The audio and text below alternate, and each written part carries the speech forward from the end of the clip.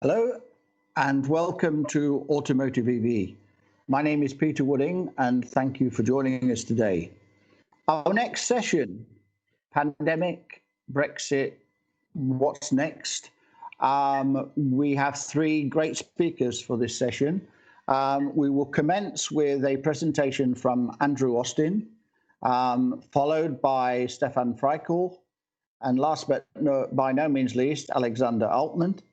And at the end of the presentations, we will go into a discussion which Andrew Austin will chair. So thank you all for joining us. Looking forward to this session, and it's over to you, Andrew. Thank you. Thank you very much. That's great to be here this afternoon. We're going to be looking at something a little bit different from the key topics that you've been discussing over the last number of days. We're focusing, particularly the three of us, on obviously the challenges somewhat of this pandemic, but followed very quickly by Brexit. And that's obviously not just a UK issue, but an issue for all of us in Europe and wider afield. And so a little introduction to myself, a much younger looking face before pandemic.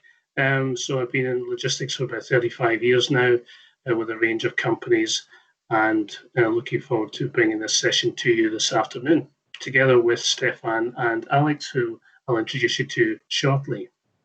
So what we want to be looking at here, in some superficial level, actually, is bringing our focus around what's around the corner, if you like.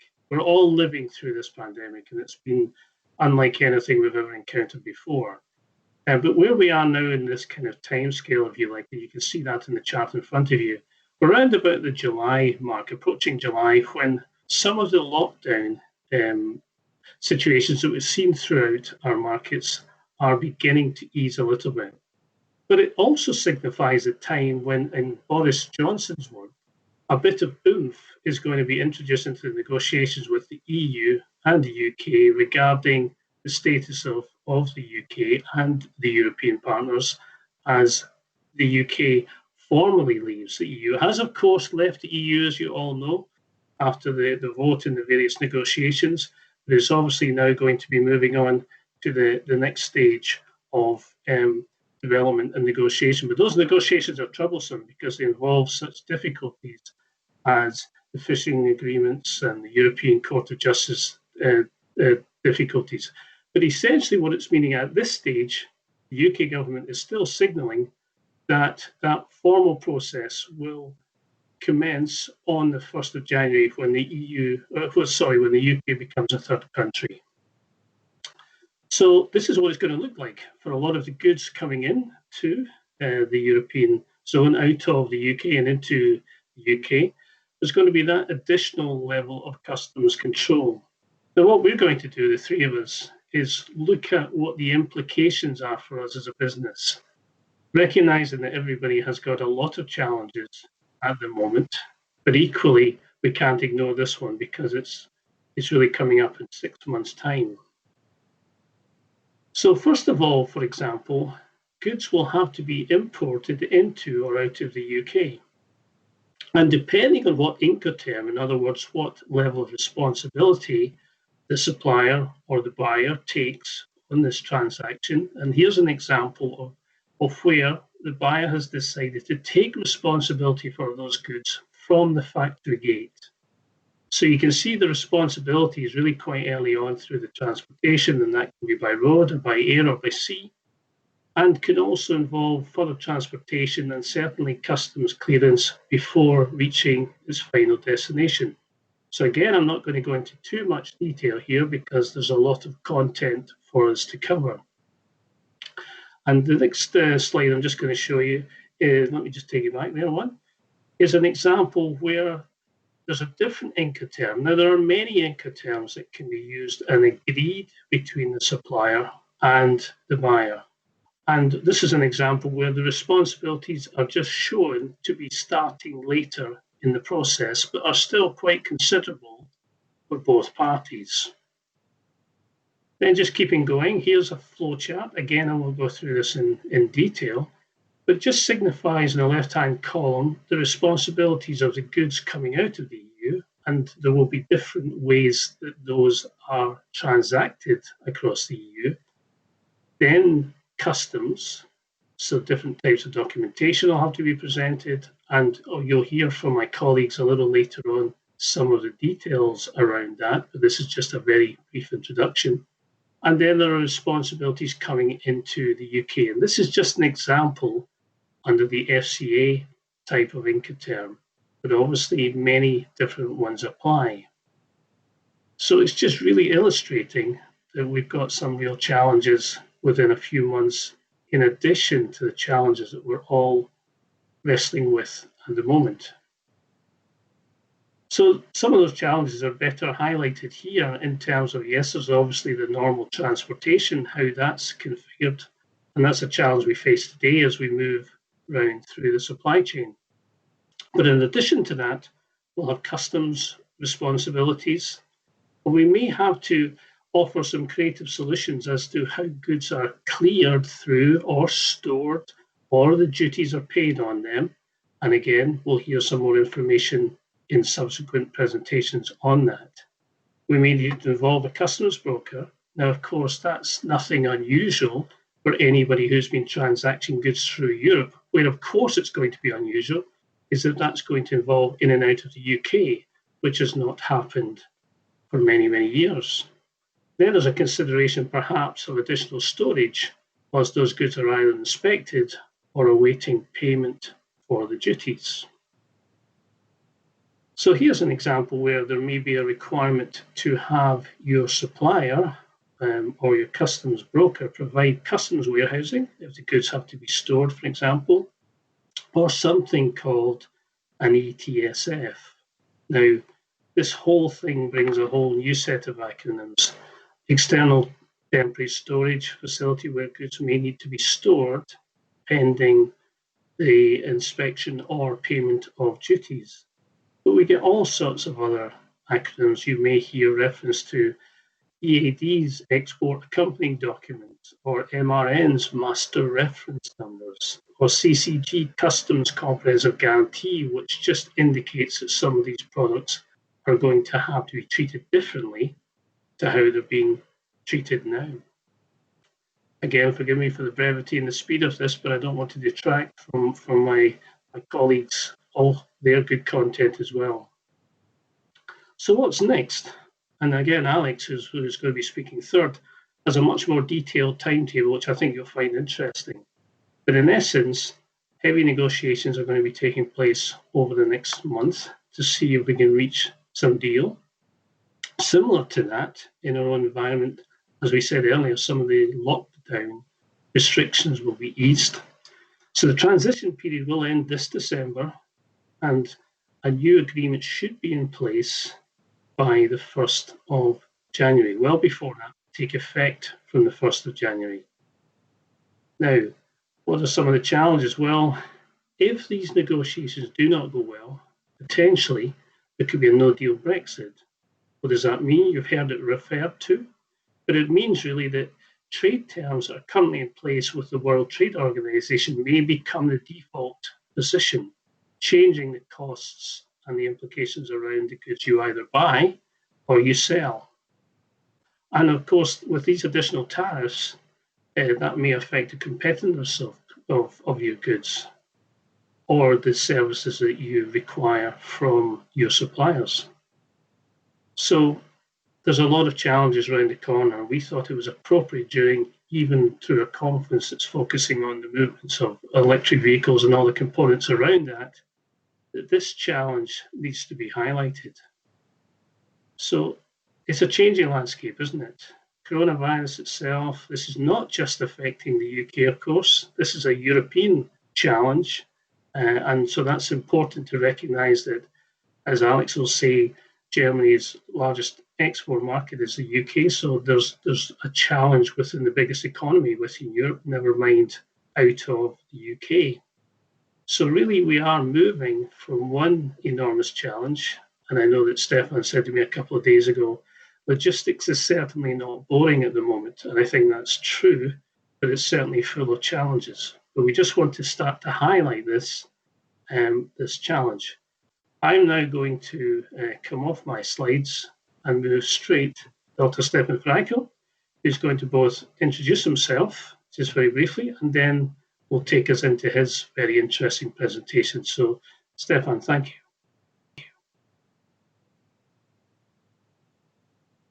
Yeah, good afternoon, everybody, dear colleagues.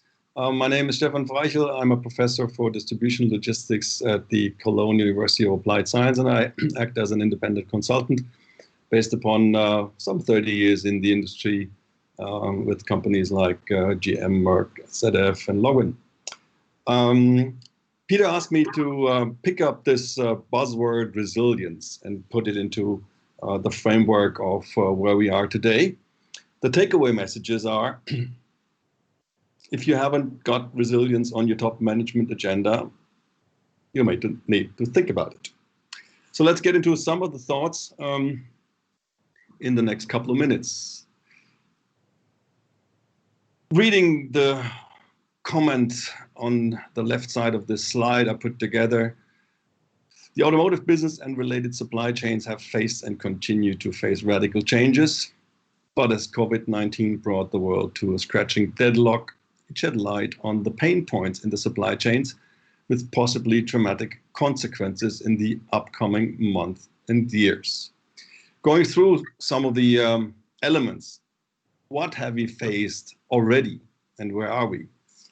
We all know about supplier and OEM concentration. We all have that e-development, e-train, drivetrain development, and the new mobility concepts. And there's already enough on the agendas of the automotive industries, which sort of is a revolution since the last 100 years, going away from the combustion engine. Digitalization is all over the place. We do see regulations because of the needs to change environmentally. And on top, we have the eco-green movement. But this isn't enough. This isn't enough. And we are in a situation where we have super lean supply chain configurations, where we are connected very closely to suppliers all over the world, and where we sometimes do not have 100% of an understanding who are behind the suppliers. And we have seen Fukushima and other events coming back to our minds. When we do not track that down to some critical components, we may bring automotive production, automotive distribution to a screeching halt. So risk management has come to the agendas. And now comes pandemic situation, which we have not seen before, which we in our generation have not experienced, fortunately. But this brings another momentum. And this will definitely lead this year, and also some experts say in the next year, to some decrease of sales volumes. We really have to ask ourselves, who wants all these electric cars? Regarding also the city infrastructural situation, loading situation. We have shortages, we have cutbacks, closures, and of course, last but not least, illness of staff and partners, which we have to cope with. So a tough situation where I would say, hey guys, there is no new normal coming back. This really has changed significantly everything we have seen before, and we really have to think how we cope with that in the future. One little side view to battery supply chain, because this is about battery supply chain, not only about the general implications. What we know is, of course, that the battery production facilities are located sometimes also in coronavirus hit provinces, and that we have to face, as far as I learned from the industry, with some significant delays in the supply chain, as also the timing of the COVID-19 related closures and the reopenings around the globe were not really balanced. So there is material on the way, but it's not back to a normal supply chain already. And of course, we have to here face with health and safety standards. We have to cope with all the situations. So it's not a smooth supply chain, in general and for batteries specifically. And we also have to see what happens when there may be further shutdowns as subsequent resurgences of the virus are controlled. So I see a very critical supply chain when it comes to lithium batteries for the automotive industry, but maybe there's experts here in the audience which may also want to comment on that more specifically. That's what I learned in general about what's happening. Coming back more to the general perspective, resilience. I'd say it's the key paradigm to survive. We are coming from words like stability, solidity, standardization, fixed processes, clear procedures. We, of course, had to cope with words like change, dynamics, new requirements, crisis, and now new pandemia. And how do we overcome that? Yeah, well, we have to be more agile, flexible, creative, adaptive. But also, we have to be stable and solid once we have reached a certain level. And this is all about resilience. To be stable in days of change, to be flexible enough when we are in a clear process. So to be able to cope with that change without drowning, this is difficult. And we all know from the days in 08, 09, how difficult it was to come back up, to go upwards. Sometimes more difficult than to cut back. And to be stable in all these situations, when we have almost no business, when we are having a growing business, and we are back to crazy situations as we've been before the COVID-19 thing hit us. Yeah? This is really the paradigm, and this is the difficulty companies have to face. And so we can think about how we could cope with that in supply chain management. There are examples, I'm not going to read through all of them, examples from other industries, and Mr. Spain and company even saying that being resilient as a company, this accelerates revenue growth, it improves customer satisfaction, it contributes to cash flow and minimizes risk. Go through these examples at a later stage if you wish. So there are also some studies which prove that resilience, if you take it serious, really moves companies ahead and contributes to achieving a competitive situation. Back to supply chain management, what could we really do? And my recommendation is go through all the relevant supply chain management areas, identifying aspects for resilience. Go through your network design. Do we have the right facilities at the right spots? Do we really depend on certain countries and certain regions? Do we have to spread out more? Transportation, do we really operate with the right transport partners? Is the way we are running requests for quotations the way we should do it? Yeah, kind of like every year, every 3 years, a standard request for quotation process, or we do really strive for a more stable relationship with our transport partners?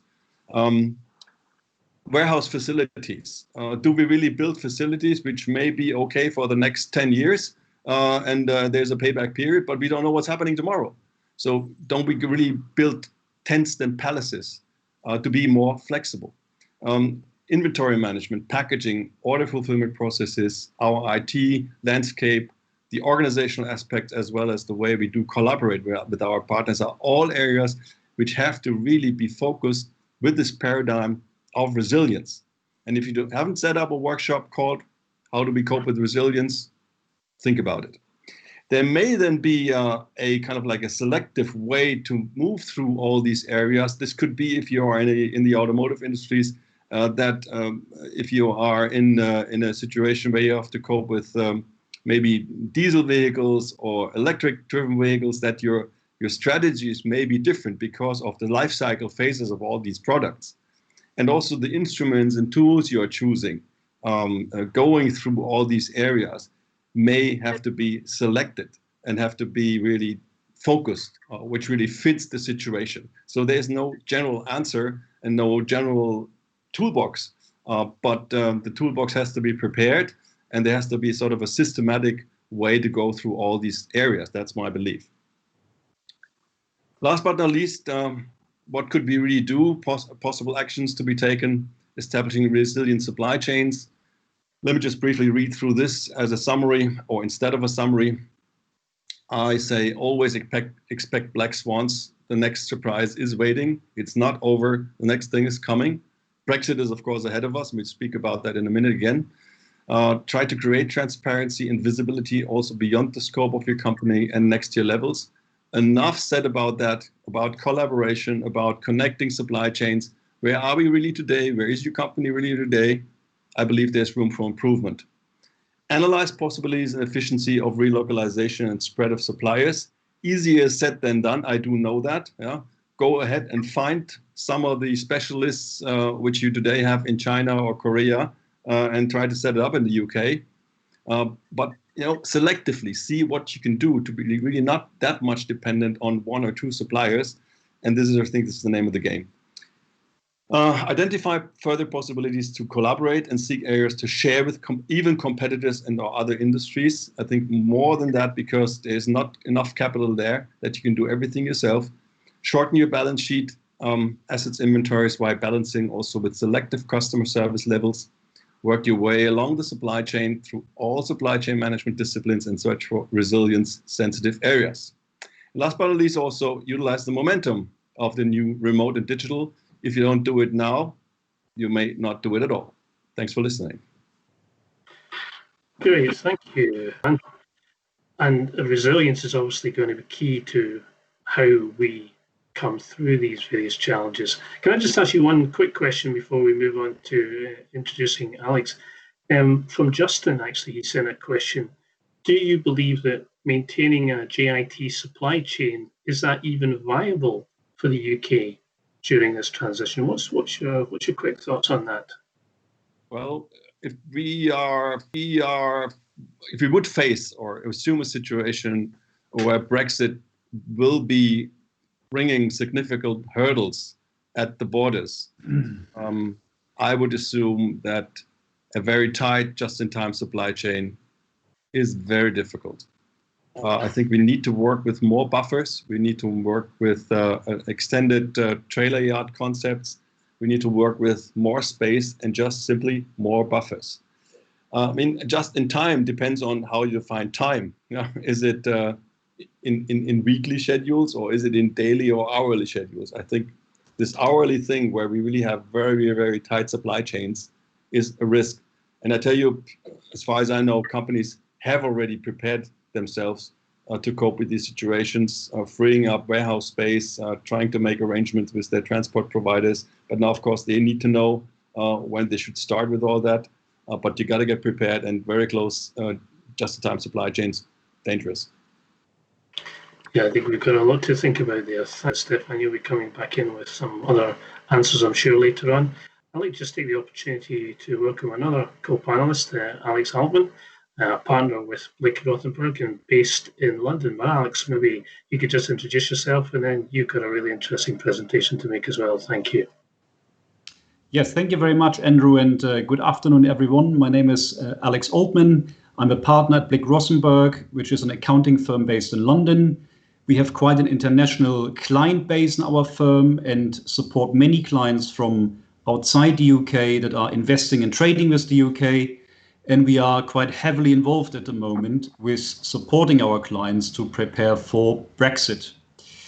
I thought it might be quite helpful to start with a summary of where we currently are in this almost never-ending Brexit process. But I think we're actually quite close to a deadline where there should be a Brexit deal in place. To remind everyone, the UK officially left the European Union on 31st of January this year. And we are currently in a transition period during which European Union law still applies for the UK. So although we are legally not a member of the EU anymore, we are still part of the EU's trading structure, which includes the single market arrangements as well as the custom union rules. That means goods that currently move between the EU and the UK are still not subject to any customs checks or tariffs or quotas. but this will obviously change very soon. The transition period will officially end on 31st December 2020. And although the UK government has the option to extend the transition period by up to 2 years, the transition period won't be extended, as the UK government announced just 2 weeks ago. There were speculations that due to the COVID-19 crisis, the ability for the UK and the EU to negotiate a deal might be limited, but the UK government has still decided to go ahead and finalize a deal by the end of this year. So there will be some quite important dates in the next 12 months that you should be aware of, and I just want to mention a few here. The first one is that Germany will take over the EU presidency from the 1st July 2020, and I think this is actually quite an important fact that Germany takes over the role of the EU presidency, since it is in Germany's interest to achieve a Brexit deal with the UK. At least for Germany's own export economy, which sees the UK as its most important export market in Europe. And no deal Brexit would be a disaster for the German export community. And it is certainly on the agenda for the German government to find a deal with the UK. So the German presidency can give the negotiations the required nudge to bring a deal over the line by the end of the year. And we might see a lot of Boris Johnson and Angela Merkel appearing together from next month onwards, if social distancing measures will allow that, of course. Negotiations will intensify from next week again, and we expect that the last complicated areas such as state aid rules and fishery policies might be resolved by September, so that a final draft text of the free trade agreement can be presented by the end of October. And this is really important that this is done by the end of October, because the ratification process of a free trade agreement will need time for the European Union. This is because all of the 27 remaining member states need to individually agree to the free trade agreement. If you remember the process of ratifying the free trade agreement with Canada 3 years ago, it took the EU almost 9 months to do that.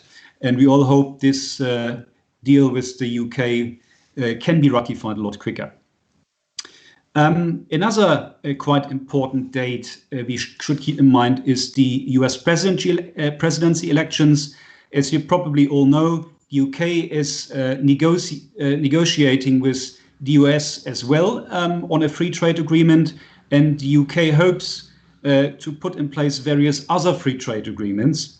However, in case of a change in the administration in the US, these plans to get a very quick US free trade deal might be delayed, which can influence the negotiations with the EU as well.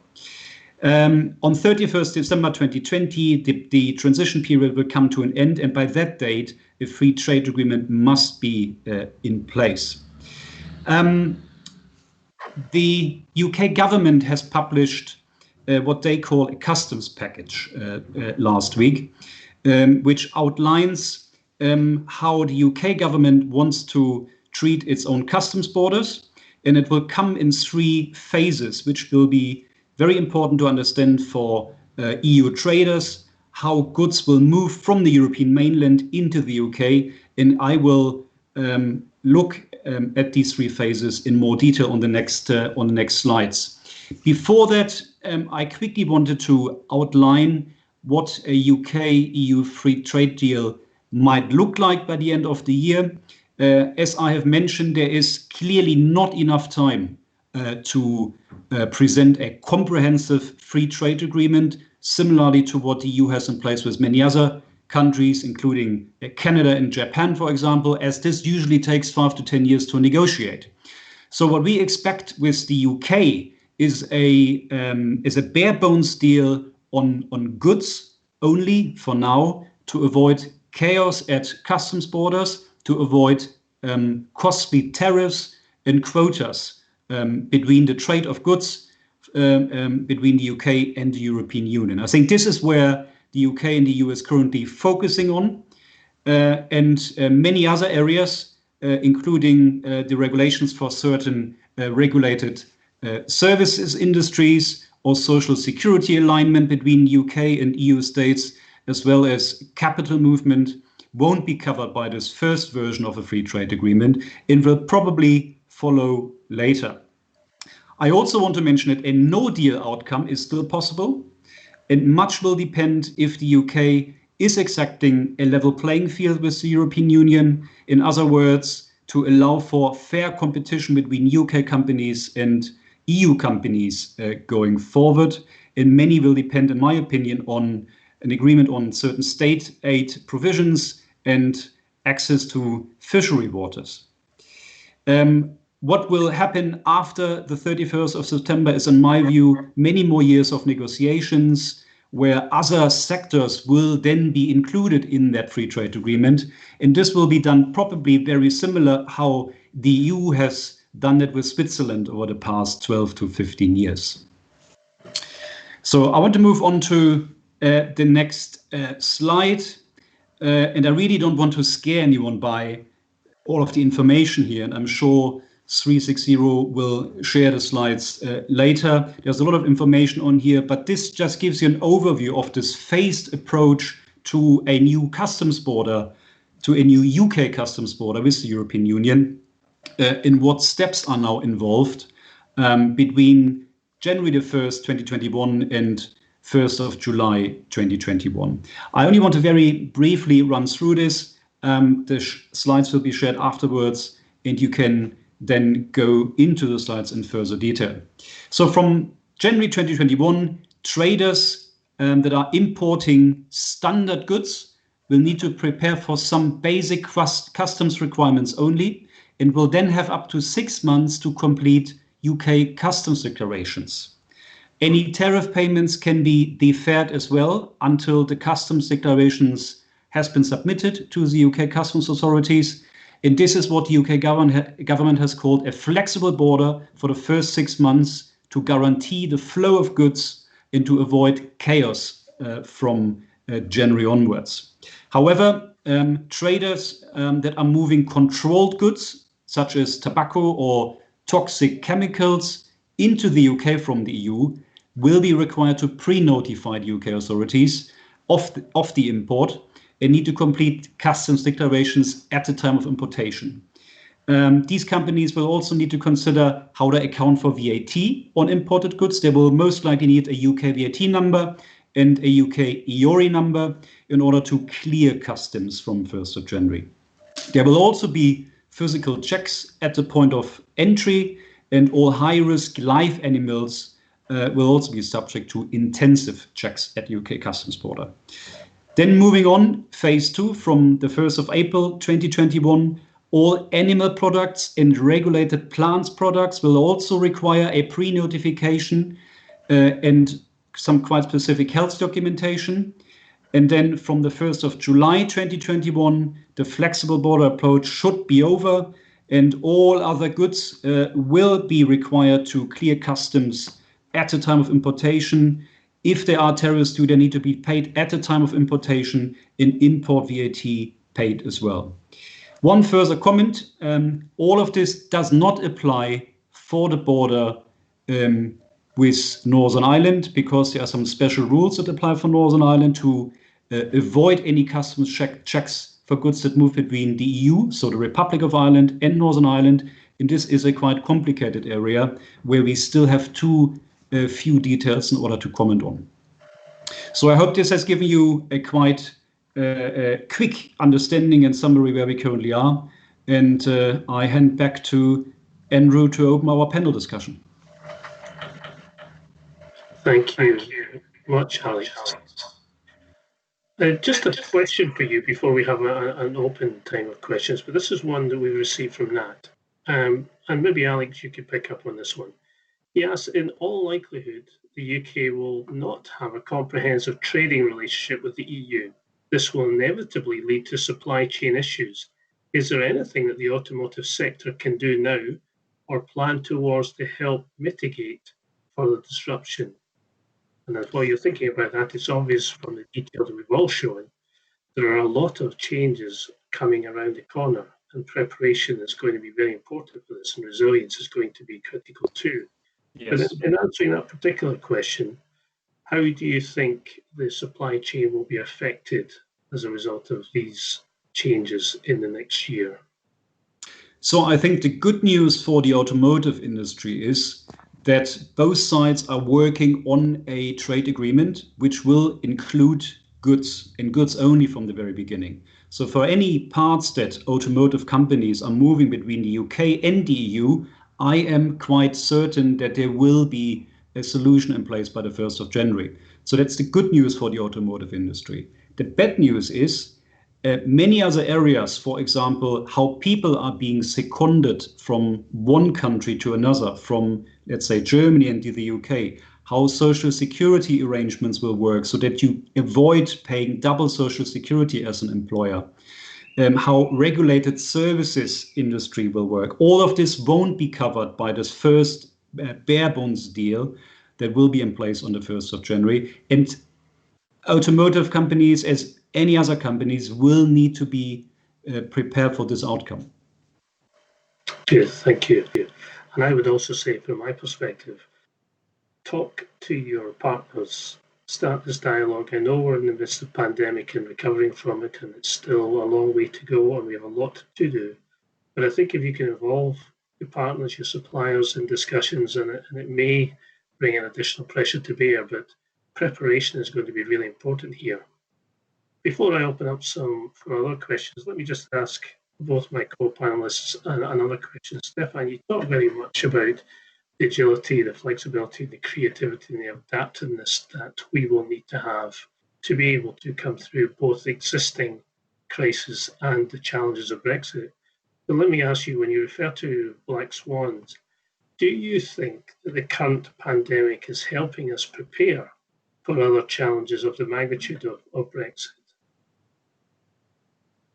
Yeah, maybe that may be the only good thing. It is more than, of course, a wake-up call, and because of the brutality of the situation, everybody is reminded of, well, what I call black swans, surprises around the corner, which really hits your business significantly. And I would believe that Brexit, of course, is much more down on the priority because it's not killing people, hopefully. But nevertheless, yeah, that's maybe the only good thing. When you ask me about how do we now achieve that, what can we do to improve resilience in the company, it all starts with people again. It has to do with agile forms of collaboration, of also digital ways of working together, of connecting, of being ready for the change, and it starts with people. Then, of course, there's also some hard measures we could think about. As I mentioned already in my little presentation, think about where you have the warehouses. How do you deal with your partners, suppliers? How do you assess your locations, the way you do the investments of the futures? All these are the things you need to be prepared to cope with change in the future, because it will not be stable. Things will be coming. And for Brexit, yeah, we got to get prepared for a situation where there will be hurdles at the border. Did we do exports to non-EU countries? Yes, of course we can. Yes, of course we have paperwork ready, we have the system set up. But now is the situation which you can really not really count on is how high are these hurdles? How long do I have to wait? Is there a parking lot for my trailer? Do I have warehouse space? Do I have the people? And all these are the things, of course, we have to really think through early enough and get partners involved, as you say, get people involved and get prepared. Thank you. I think that I'm going to just ask Alex a question then before I come to Peter. He may have a question or two for us. But one of the things to consider, of course, this is not just an issue, as you said, about goods moving into the UK, but back into the EU. So that inevitably may involve France. That's the automatic one. But we're going to see more goods moving to and from and through the Netherlands, I think, as a result of opening up those other access points, because as Stephan mentioned, there would be a question of congestion and other concerns, of course, with the change of requirements of how goods are presented through to customs on both sides of this new border. But can I just ask you, if you were to give a practical 2 or 3 hints to people on this call to be able to prepare for Brexit, what would they be? What would you suggest they be thinking of now? I think a very good advice is for companies that have never dealt with exports to a non-EU country to review the process, to discuss with your shipping agents if your shipping agent is actually able to do that. It is important that you review your goods to assign tariff codes to your goods, because your shipping agent will require this information in order to provide the customs declarations. It's also important to understand for shipping agents that the flow of goods from the UK, from the EU to the UK, might be less complicated than the way back, because all of these conditions for the flexible border on the UK side won't apply for the border in France or for the border in the Netherlands. So while we have a flexible approach for the first 6 months on the UK side, that won't be the case on the other side. So there might be even more congestion taking place on the EU's border than on the UK border. And that's also something to consider. Good. I think that's really helpful as well. Peter, I'm just going to come to you and see if you picked up any questions that we can answer in the closing minutes. Generally, there's a feeling regarding, I will say, smaller additional logistics providers who work and support and service some of the bigger guys. Yeah. How do they sort of really align themselves more with resilience?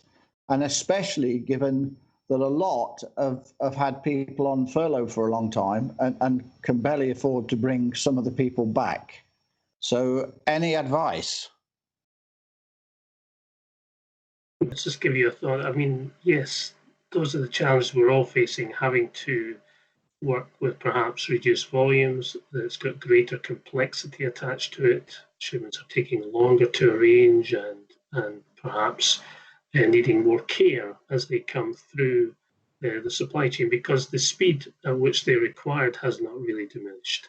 So the challenge for us going forward in preparing for this particular topic for Brexit is great, but that's why we wanted to highlight it. It is doubly difficult in as much as it's following on or is needing to be worked through this pandemic. And it is further complicated by the fact that 6 months before potentially some of these changes happen, we're not at all clear yet about the true implications of them. So I think the key thing is to, in the first stage, to increase dialogue with those companies you're working with. They may be challenged with the resources, but in reality, I think they will begin to recognize the importance of becoming aligned with the correct thinking and will place resources to be able to make the conversations sensible and successful. So I think it's about raising the profile of this particular issue and then working with people you can trust that will give you the capability that you need. So Stephan, maybe you would like to comment on that, and then Alex after that. I mean, the paradigm of a resilient supply chain is, of course, as kind of like a chain which transforms in a rubber band and it transforms in a chain back again. Now, in this phase of a rubber band, and looking at now the relations down the supply chain, and you talked about bigger guys and smaller guys and so forth, we always have to consider that what I call, the theory of the U-shaped curve and the stuck in the middle situation. If you are a company at the very sharp end of the pencil in the supply chain, i.e. operating trucks, and you are flexible enough because you do not have a high overhead structure. You probably are still a farmer down in southern Germany, and your wife does the bookkeeping. You may not be dead with fixed costs and now no job, right?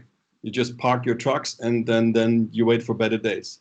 If you are now a little bit of a bigger company, you have fixed costs, you have drivers, you have more and more dangerous situation. And this is what you always have to see, that the very, very marginal guys, as they call them, the mom and pop operators, sometimes they do survive. But there are some critical situations of companies which I call the stuck in the middle position, and you really have to be careful. From the perspective of a larger guy operating with the smaller guys, the typical freight forwarding companies who have a certain number maybe of trucks and equipment, of course, to be more resilient, what they're trying to do is get away with their own fixed cost structure, limit their balance sheets, and try to operate with other third parties in the supply chain. They, of course, have to be careful that they're not killing everybody down the supply chain, because once business comes up, there is no guys trucking because they're all dead. And we had the situations 08, 09 when everybody said, where are you guys? We are producing cars. Where is the ro-ro ferries? Where is that's not a small guy. Where is the trucks to transport the cars? So we have to be really careful that we really balance our relationship and see also how we build partners within also the right shape, the right size of partners. That those are the partners which do survive a change and not are dead tomorrow. Thank you, Stephan. Any thoughts, Alex? The only point I would stress again is getting the right advice in place is key. Understanding which steps in the supply chain might create a problem is really key. And if you don't have that technical expertise in your own company, you need to outsource that advice to consultancies who review your processes and give you the right information, what sort of steps you should be taking. There are obviously many great shipping agencies out there who have prepared for this Brexit outcome for many years now, and they're specialized in advising all sizes of companies across the European Union for this date, for the 1st of January 2021. And it is important for everyone to reach out now to these consultancies or to these shipping agents and get the right information in. Thank you. Have we got a chance just to squeeze two more in? One from Craig. In terms of EVs, lithium-ion batteries, and even raw materials for battery packs, are there any concerns with regard to continuing supply of these materials? Any thoughts? Yes, Stephan, you've got some thoughts since we talked earlier. Well, concerns in terms of the sources, we of course do all have, where we are dependent on certain regions. Doesn't have really to do with COVID-19 right now, but we are dependent, of course, and so I do not oversee possible political means and restrictions providing us the right materials. So far, we can also only say, well, there's suppliers who are in this business, or who produce the battery packs, who want to come into the business, who want to supply their customers. So where's the problem? Yeah? But of course, as the volumes are increasing, we will see more and more dependencies. There is no, as far as I know, no alternatives right now for other sources. People now trying to create lithium out of water in Germany. I don't know where we are with this thing. We also get prepared for a better recycling process, so we get back to the materials, the raw materials, where we recycle the batteries. But as far as I can see, right now, I don't see those shortages. Yes, there is the COVID-19 disruptions in the supply chain, but further on, it will be more and more critical as volumes really increase, and we have to, of course, then see where we are and what we do to get access to those critical components. Thank you. You've actually really, whilst doing that, answered the next one. So from my perspective, thank you all. It's really been very informative and actually a thought-provoking session. for me. So I'm sure for everyone else who's viewed it will be. So thank you, Andrew. Thank you, Stephan. Thank you, Alexander. And thanks to all the viewers. Hope you've enjoyed it as much as I have. Let's keep safe, strong, and move forward. Thank you. Bye. Thank you. Goodbye. Bye.